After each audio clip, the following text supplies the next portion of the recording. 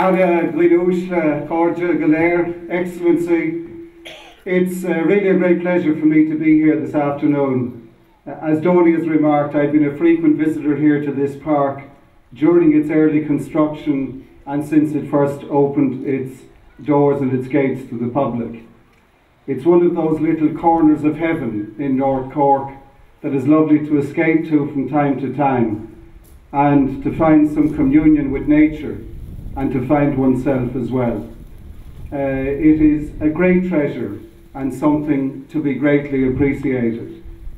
Today we had a little piece of Europe that has been remarked from the Monday's Hour example from Belgium.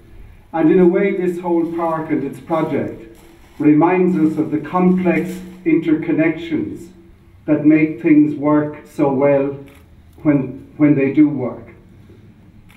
Jerry first, I think, bought this slice of Mushroom Mountain in 1973, the year when Ireland joined the European Economic Community. And he started already to think of it in terms of turning it into something more productive than he found. And then when the LEADER programme came on in the early 1990s, Jerry and others in this region had the vision and the foresight to correctly exploit what it was made for, which was to say, to think about where they belong to and growing new ideas and creating new communities of possibility from the ground up. One of those today, and I thank Bridget Daly and the Duhallow Choral Society, is that society, which grew as one of the initiatives that came from that LEADER programme. The extraordinary thing about this park is, I think over the years, and Jerry's a modest man and doesn't talk much about himself, he talked with great love about the park as a project. But I think over the years, Jerry has invested here in total something approximating almost 12 million euro. And only about 7 or 8% of that came from any public purse. The rest came from his personal vision, his own conviction, and his own capacity. And of course, some of that capacity came from the other great achievement in his life, which was the building up and the growth of Avonmore Electric. And it too is a story of connections, of someone who started in a business back in Mill Street in 1958. Not the best of times either in our country back in 58. Tougher times, I would say, than today, for all the toughness that's there. And when Jerry connected his energies from that business to the wider global world and found partners abroad, that business grew to something of extraordinary capacity and scale. Again, a story of connections and of individuals. And I think all those stories come together in Jerry Sheehan, in the park, in the industry.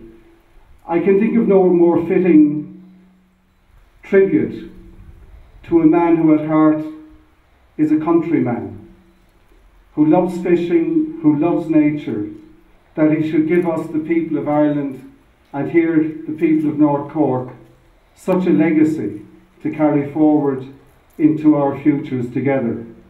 He talked about the phonology that's going on. You have to come to Mill Street to learn new words.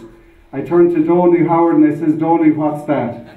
Donny says that's the study of trees and how their environment affects them over time. I have never spoken here in this park before, and probably you now understand because you risk that I won't stop.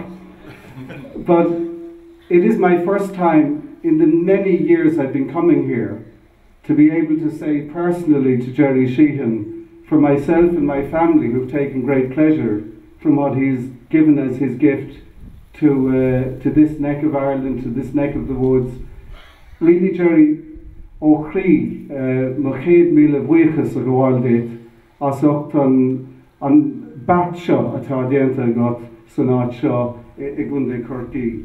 A final thing, I would like to finish with a quote. It's not that I shouldn't be able to remember it, but I don't like to misquote.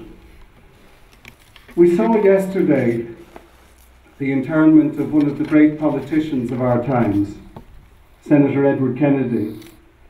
And we mark in his passage, the passage of an era of a family of politicians who marked the middle to late 20th century. And his brother, beside whom he's buried, John Fitzgerald Kennedy, is eminently quotable on most things. But I thought for this place today, and on this weekend of all weekends, it would be appropriate to finish by quoting a Kennedy, John Fitzgerald Kennedy, who remarked, "One person can make a difference, and every person should try." We celebrate today the vision of a man who has made a difference.